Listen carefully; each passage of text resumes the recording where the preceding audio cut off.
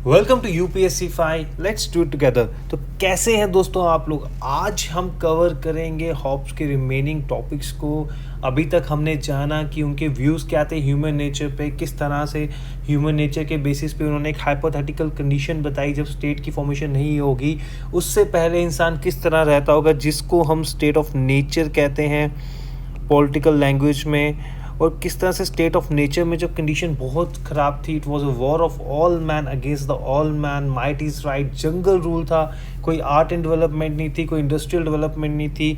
तो यहाँ से सारे लोग इकट्ठे इंडिविजुअल आए और इंडिविजुअल्स ने मिल के एक कॉन्ट्रैक्ट किया जिसको कहा इन्होंने सोशल कॉन्ट्रैक्ट। तो इसी कारण इनको सोशल कंट्रैक्चुअलिस्ट थिंकर कहा जाता है, जिसमें हम तीन थिंकर्स मेनली कंसीडर करते हैं, जिसमें हॉब्स आगे, लॉक आगे और रूसो आगे, जिसमें से हमारे सिलेबस में हॉब्स और लॉक को पढ़ना है दोस्तों। तो यहाँ पे सोशल कॉन्ट्रैक्ट थ्योरी जो ट्रेडिशन था, एक हॉब्स ने स्टार्ट किया यहाँ पे और बताया कि स्टेट जो है भैया उसका डिवाइन ओरिजिन नहीं है, वो एक आर्टिफिशियल है और एक मैन मेड प्रोसेस है। तो आज हम जानेंगे कि जो इतना पावरफुल सोवरेन जो लेविथियन, जो सी मॉन्स्टर हॉब्स ने सोशल कॉन्ट्रैक्ट का आउटकम निकला, उसके करेक्टरिस्टिक्स क्या होते हैं और लिबर्टी के बारे में इनके क्या व्यूज़ हैं। क्रिटिकल इवैल्यूएशन करेंगे कि ओवरऑल कंट्रीब्यूशन कैसा है हॉब्स का। तो आज दोस्तों हम पढ़ने वाले हैं थ्योरी ऑफ सोवर्निटी, लिबर्टी पे पढ़ने वाले हैं कि क्या कहना है इनका लिबर्टी पे। इंडिविजुअलिज्म से स्टार्ट करते हैं, जो इंडिविजुअलिस्ट थे स्टार्टिंग में, तो आहिस्ता आहिस्ता एब्सोल्यूटिज्म की तरफ चले गए। तो क्रिटिकल इवैल्यूएशन करेंगे और पर्सनल पॉलिटिकल साइंस डिक्शनरी जो हमारा यूनिक फीचर है वो हम ज़रूर इसमें बताएंगे आपको। देखिए दोस्तों, आप हमें व्हाट्सएप कर सकते हैं अगर आपके कोई भी डाउट्स हैं। हम आपसे नाम तक नहीं पूछेंगे और आपके doubts free of cost clear करेंगे। आप हमें इंस्टा पे फॉलो कर सकते हैं, हम आप इस पर लेटेस्ट अपडेट्स और करंट अफेयर्स डालते रहते हैं दोस्तों। तो प्लीज़ लाइक और सब्सक्राइब। तो बिना टाइम वेस्ट किए स्टार्ट करते हैं दोस्तों। तो हमने दोस्तों अभी तक जाना कि सोशल कॉन्ट्रैक्ट जो सिचुएशन इतनी ख़राब थी, जहां हमारी राइट टू लाइफ तक नहीं बची थी, और लाइफ होगी तो सभी सारे प्लेजर्स होंगे। यूटिलिटेरियनिज्म की फिलॉसफी में बिलीव करते थे हॉब्स। तो यहाँ पे जब उन्होंने कहा कि जब एक ऑल पावरफुल सोवरेन बन गया, इंडिविजुअल प्लस इंडिविजुअल दोनों साथ आए, इन्होंने एक सोशल कॉन्ट्रैक्ट किया और इस सोशल कॉन्ट्रैक्ट का जो आउटकम आया, it was a sovereign, all powerful sovereign, जिसको मैं कहूँगा ऑल पावरफुल सोवरेन। और ये जो है सोवरेन, इसको लेविथियन भी कहा जा सकता है, और ये सी मॉन्स्टर जिसका मीनिंग होता है दोस्तों। ठीक है, तो ये देखिए, for the sake of self preservation, for the sake of right to life जो है इंसान साथ आता है और एक लेविथियन को जन्म देता है अपने सोशल कॉन्ट्रैक्ट के थ्रू। एक लेविथियन बनाता है जो ऑल पावरफुल सोवरेन है, और यही सिर्फ पीस ला सकते हैं। देखिए, मैंने आपको बताया कि every thinker is a child of his time. और जिस समय हॉब्स पैदा हुए थे उस समय जो कंडीशन थी आपके इंग्लैंड में, वो बहुत ख़राब कंडीशन थी। वहाँ पे एक सिविल वॉर चल रही थी, प्रोटेस्टेंट वर्सेस द कैथोलिक। एक वायलेंट रेवोल्यूशन था, काफ़ी ब्लडशेड देखा 1641 में। ये जो सिविल वॉर हुई थी हॉब्स ने, उसका इम्पैक्ट काफ़ी ज़्यादा रहा हॉब्स के व्यूज़ में, थिंकिंग में। तभी वो पेसिमिस्टिक थिंकर रहे और नेगेटिव व्यू दिया ह्यूमन नेचर के बारे में, और कहा जब तक इंसान को एक पावरफुल सोवरेन रूल नहीं करेगा तब तक वहाँ पे पीस नहीं आ सकती, तब तक आपको राइट टू सेल्फ प्रिजर्वेशन नहीं मिल सकता, तब तक आपको राइट टू लाइफ नहीं मिल सकता दोस्तों। तो अब देखिए, इन्होंने कहा कि इंडिविजुअल जो है, जो सोवरेन बन गया है, अब उस सोवरेन से रिलेटेड हम पढ़ने वाले हैं उनकी थ्योरी ऑफ सोवरेनिटी को। तो कहते हैं जो इंडिविजुअल है दोस्तों, ही या she can not revolt against the sovereign, because sovereign is all powerful. आप उसके अगेंस्ट रिवोल्ट नहीं कर सकते हो, एक्सेप्ट एक कंडीशन में, वो है राइट टू लाइफ। अगर आपकी राइट टू लाइफ छीन रही है तो आप उसके अगेंस्ट, सोवरेन के अगेंस्ट रिवोल्ट कर सकते हो। लेकिन अगर आपने कोई लॉ तोड़ा है और सोवरेन आपको पनिश कर रहा है तो उस केस में आपको रिवोल्ट करने का कोई हक नहीं है। तो कहते हैं sovereign is not the party to contract. देखिए, कॉन्ट्रैक्ट जो, मैंने आपको ये चीज़ बहुत इंपॉर्टेंट है जानना कि कॉन्ट्रैक्ट किस किस के बीच में हुआ है। यहाँ पे जो कॉन्ट्रैक्ट है इंडिविजुअल प्लस इंडिविजुअल के बीच में हुआ है। और मैंने आपको बताया था, I authorise to give my rights to this man, right, जो हमने उनकी कोटेशन पढ़ी पिछली स्लाइड में दोस्तों। ये कोटेशन है, I authorise and give my rights of governing myself to this man और to this assembly of man in the similar manner, या ऑन द कंडीशन दैट कि आप लोग भी अपने राइट्स जो हैं इसको, जो एक सोवरेन है उसको दे देंगे दोस्तों। तो यहाँ पे वो कहते हैं कि जो सोवरन का जो कॉन्ट्रैक्ट बनता है, जिसके थ्रू सोवरन हमारा आउटकम आता है, वो एक इंडिविजुअल और इंडिविजुअल के बीच में कॉन्ट्रैक्ट है, और सोवरन उसका कॉन्ट्रैक्ट नहीं है। Means sovereign is above the contract. Sovereign इतना पावरफुल है, जो कॉमनवेल्थ है, जो लेविथियन है, इज सो पावरफुल कि वो कॉन्ट्रैक्ट का हिस्सा ही नहीं है। Sovereign can be one of few of many people. एक लोग हो सकते हैं, कई लोगों की काउंसिल हो सकती है, तो ज़रूरी नहीं कि एक ही बंदा हो, पर ये जो होगा वो एब्सोल्यूट होगा, इनडिविजिबल, इनएलिएनेबल। उसकी सोवरेनिटी डिवाइड नहीं की जा सकती होगी। ये नहीं कि हम जो कुछ उसके जो पावर्स हैं वो 3 या 4 आप कह सकते हैं लोगों में तो डिवाइड हो सकती है, लेकिन इंस्टीट्यूशंस के बीच में डिवाइड नहीं हो सकती है। जो सोवरन है वही एक सोर्स ऑफ लॉ है, वही इम्प्लीमेंटर ऑफ लॉ है, वही मेंटेनर ऑफ लॉ है। अलग अलग इंस्टीट्यूशंस में हम उसको डिवाइड नहीं कर सकते हैं दोस्तों। तो कहते हैं, देखिए थ्योरी ऑफ सोवरेनिटी में आगे वो कहते हैं, when man does not follow the law of sovereign. देखिए जब वो लॉ ऑफ सोवरेन का फॉलो नहीं करेगा इंसान, तो वो कहीं ना कहीं खुद ही एक सोवरेन बन जाएगा। तो इट मीन्स द मैन जो है वो अपने आप ही सोवरेन बन गया है, और एक जगह पे 2 सोवरेन नहीं रह सकते। In a particular territory there can not be more than 1 sovereign दोस्तों। And man will follow law so long as it appears useful to him. देखिए एक 2 चीज़ें मैं यहाँ कहना चाहूँगा। पहली बात तो ये कि भाई एक टेरिटरी में सिर्फ 2 सोवरेन रह सकते हैं, 2 से ज़्यादा सोवरेन नहीं रह सकते। दूसरी बात, अगर इंसान जो है वो लॉ को फॉलो नहीं करेगा, तो कहीं ना कहीं वो समझेगा कि वो खुद सोवरेन बन चुका है, और अगर उसको पनिश नहीं किया जाएगा दोस्तों, तो बाकी लोग उसको फॉलो करेंगे, कहेंगे अगर इसने लॉ तोड़ दिया, इसको पनिशमेंट नहीं मिली है, तो हम लॉ तोड़ेंगे, और पनिशमेंट की तरफ हमें भी पनिशमेंट नहीं मिलेगी दोस्तों। देखिए यहाँ पे एक सोवरेन कहते हैं, उनको पता कि ह्यूमन नेचर कैसी है, ईगोइस्टिक है, सेल्फ सेंटर है, सेल्फ इंटरेस्ट में देखता है, इमोशन डिजायर से ड्राइव्ड है, तो पैशन होता है, रैशनैलिटी आर्टिफिशियल है, नहीं पाई जाती सब लोगों में। तो यहाँ पे वो कहते हैं कि जो इंसान जो है ना, वो अपने will follow the law as long as it appears useful to him. उसको लगेगा जब तक ये लॉ भैया मेरे काम का है, मेरे को प्लेजर दे रहा है। यूटिलिटेरियन फिलॉसफी में बिलीव करते थे, जब तक इंसान मानेगा कि ये लॉ मेरे को प्लेजर दे रहा है, तब तक मैं इसको फॉलो करूंगा। The time this law started giving the pain to the man will stop following that law. और अगर उसने लॉ तोड़ दिया और उसको पनिशमेंट नहीं मिली, और वो अपने आप को सोवरेन समझने लग गया, और एक जगह पे 2 से 1 से ज़्यादा सोवरेन नहीं हो सकते, तो भैया बाकी लोग भी इसको फॉलो करना शुरू कर देंगे, और फिर वापस हमारी स्टेट ऑफ एनार्की आ जाएगी, और जिससे सबसे ज़्यादा हॉब्स डरते थे। देखिए हॉब्स कहते हैं, when one person goes unpunished for the breaking the law, other will also follow the same, right, and it will lead to the state of anarchy। फिर से state of anarchy बन जाएगी। समझ रहे हैं दोस्तों, आप एक बंदे ने लॉ तोड़ दिया, सोवरेन बन गया, एक जगह 2 सोवरेन आ गए, फिर से स्टेट ऑफ एनार्की आ गई, बाकी लोग उसको फॉलो करने लग गए कि भैया इसको तो पनिशमेंट नहीं मिली, तो मेरे को भी पनिशमेंट नहीं मिलेगी, and I will also do the same thing. जहाँ मुझे अच्छा लगेगा मैं वही चीज़ करूँगा, राइट। तो life of all can not be brought back into the state of anarchy. State of anarchy में दोस्तों स्टेट ऑफ नेचर जो थी, पॉलिटिकल इंस्टीट्यूशन या स्टेट बनने से पहले जो कंडीशन थी इंसान की, उसको स्टेट ऑफ नेचर कहा जाता है, जैसा मैं आपको बता चुका हूँ। और उस समय स्टेट ऑफ नेचर में क्या हॉब्स कहते हैं कि स्टेट ऑफ नेचर जो है वो स्टेट ऑफ एनार्की थी, लॉलेसनेस था, कोई किसी को भी खून कर सकता था, माइट इज राइट था, जिसके पास पावर थी वही अपनी चीज़ों को संभाल के रख सकता था जब तक उसके पावर थी, और जब उसकी पावर कम होती तो बाकी आके उससे वो चीज़ें छीन लेता। तो यहाँ पे वो कहते हैं कि एक इंसान के कारण जिसने लॉ तोड़ दिया, जिसने अपने आप को सोवरेन बनाने की कोशिश की, और अगर हम उसको अनपनिश छोड़ देंगे, तो सबकी लाइफ जो है हम वापस स्टेट ऑफ एनार्की में नहीं ला सकते, because of the mischief of few person. तो मैन के पास भैया 2 ऑप्शन है, either to live under the absolute sovereign, या तो पावरफुल एब्सोल्यूट सोवरेन के अंडर जी लें, या फिर वापस स्टेट ऑफ एनार्की में चले गए, जहाँ पे स्टेट ऑफ नेचर एक किस्म की, जहाँ पे आपकी ना लाइफ की सिक्योरिटी है, ना आपकी कोई प्रॉपर्टी की सिक्योरिटी है, ना आप पीसफुली रह पाएंगे, किसी तरह से आप सिक्योर नहीं रह पाएंगे, और माइट इज़ राइट, और जंगल रूल चलेगा, आर्ट डेवलपमेंट वगैरह सब भूल जाइएगा, इंडस्ट्रियल डेवलपमेंट कुछ नहीं होगी। ठीक है दोस्तों, तो यहाँ पे जो करेक्टरिस्टिक्स हम बात करें, अगर हॉब्स के जो सोवरन है उसकी करेक्टरिस्टिक्स की बात करें, वो पब्लिक ओपिनियन से, देखिए एब्सोल्यूट, मैंने आपको बताया ऑल पावरफुल एब्सोल्यूट सोवरेनिटी की बात करते हैं। हॉब्स एब्सोल्यूट सोवरेनिटी मीन्स कि he is the all powerful, he don't have any restrictions on him except one, that is the right to self preservation, that is the right to life, right।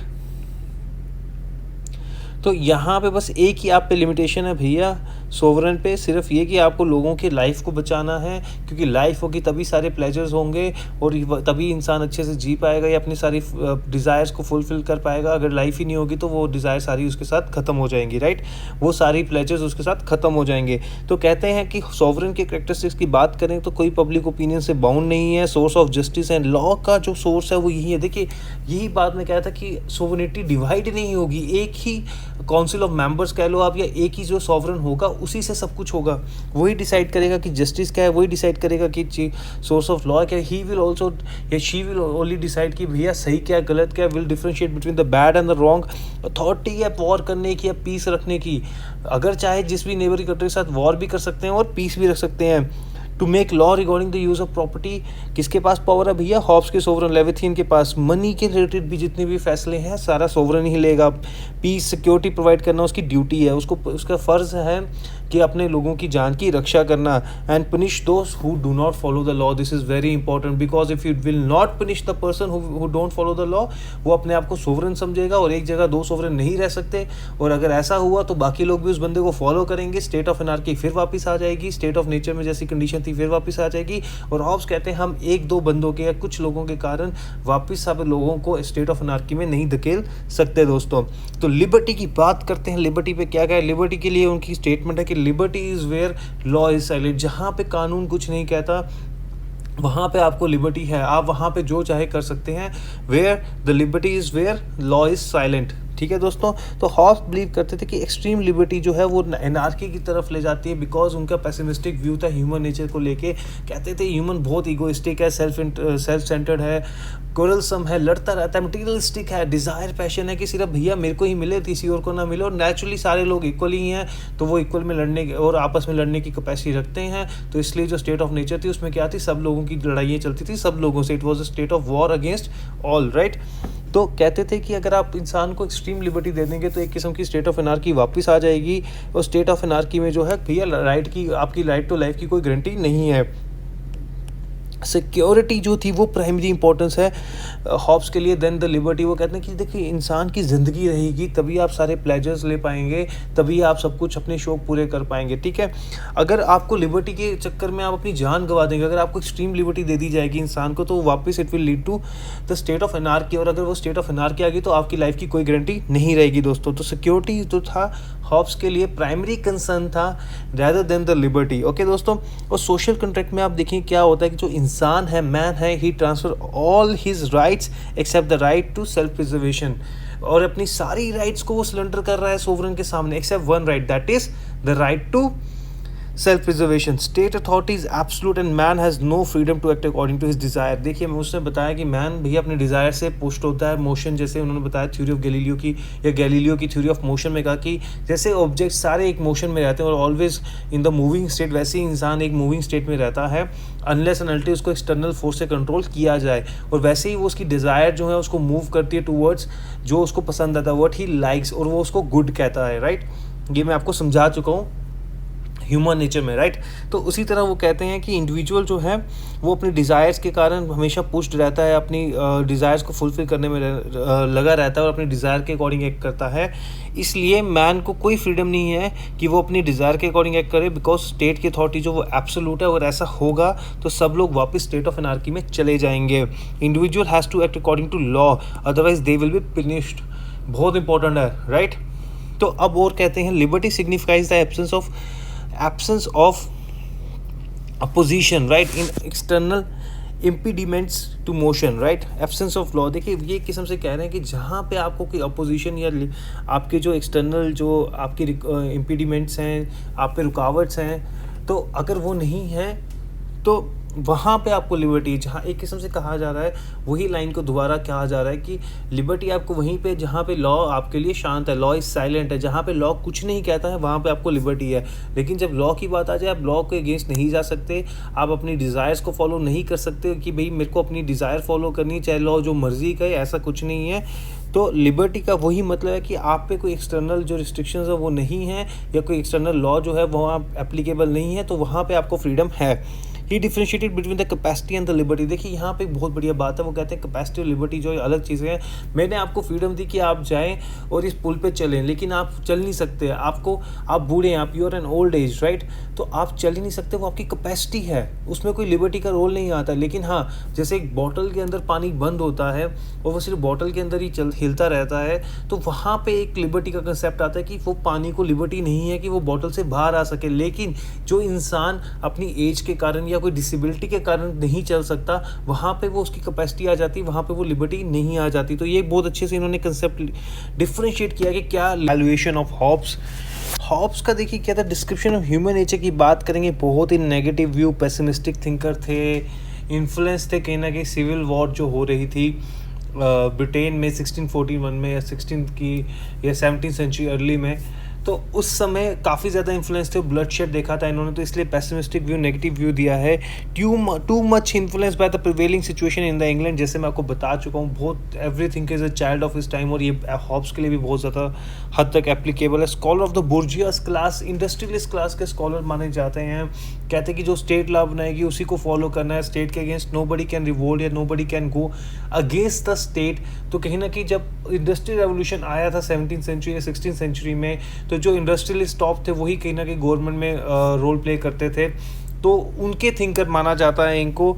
Only one right to man, that is the right to self preservation, that is the right to life, उसके अलावा आपको कोई right नहीं है।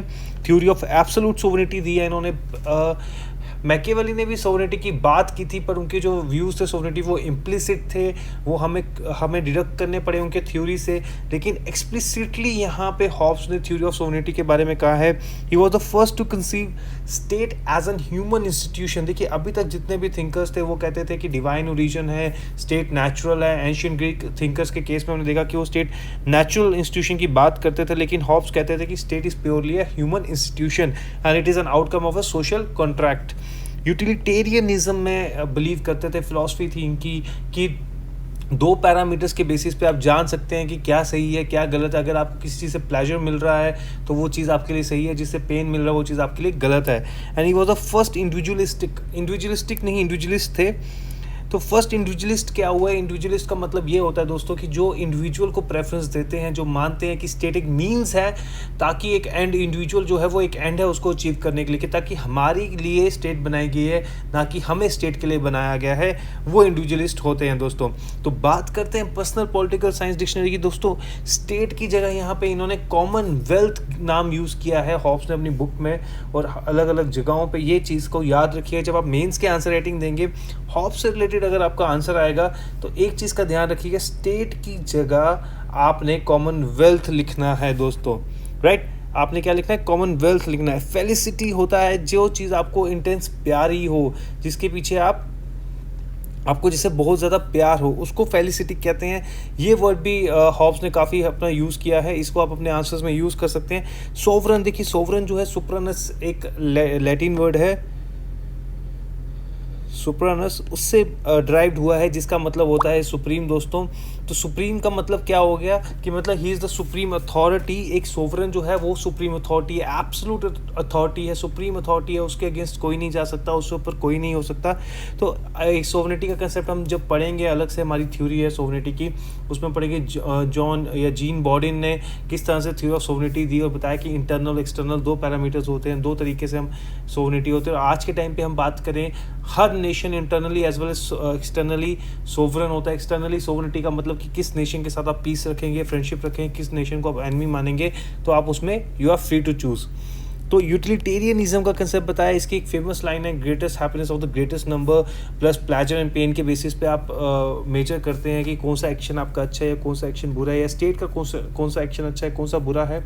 और वो कहते हैं, ये जो फिलॉसफी थी दोस्तों, ये बेंथम ने पुट फॉरवर्ड की थी, और बेंथम के जो बेटे थे J.S. मिल, जो हमारे को पढ़ना है सिलेबस में J.S. मिल के बारे में, तो वो हम देखेंगे कि किस तरह से J.S. मिल ने चाहा कि उनके फादर की जो फिलॉसफी है वो रेक्टिफाई हो जाए और उसको अच्छे से ये रिप्रेजेंट कर सके। इंडिविजुअलिस्ट थे। इंडिविजुअलिस्ट मतलब कि जो इंडिविजुअल को प्रेफरेंस देते थे, इंडिविजुअल को एक एंड मानते थे और स्टेट को मीन्स मानते थे। तो दोस्तों कैसा लगा ये लेक्चर ज़रूर बताइएगा, लाइक कीजिएगा, सब्सक्राइब कीजिएगा, कमेंट कीजिएगा। Thank you so much for watching our videos.